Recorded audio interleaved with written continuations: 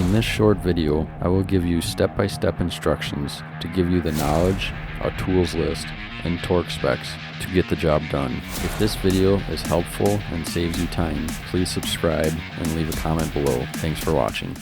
In this video, I'll be showing you how to replace the rear wheel bearings in a Chevy Impala.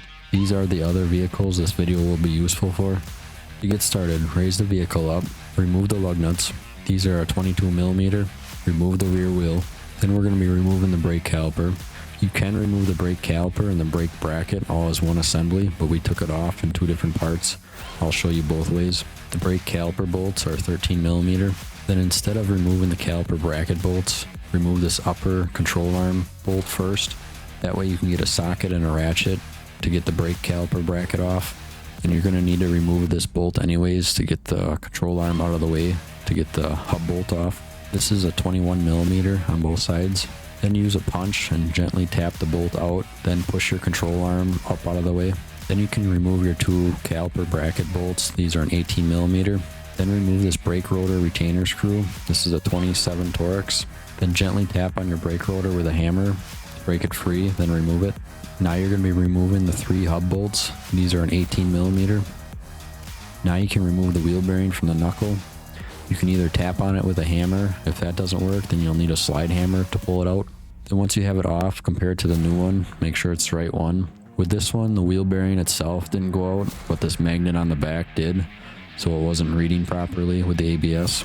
Then you're going to want to clean up the surface on the knuckle in between this brake shield with a wire brush. Then take your new wheel bearing and your backing shield, mount it up in place. Put this shield on the back as well, and then get your 3 bolts started on your hub. Then torque these down. These are torqued to 66 foot-pounds, then an additional 75 degrees. Then reinstall your brake rotor, then this retainer screw.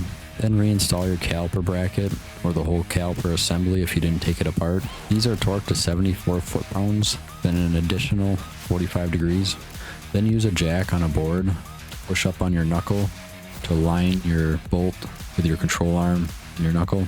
Tap this bolt in gently with a hammer if you need to, then get it started, then tighten it up. Then if you removed your caliper from your bracket, torque these bolts down.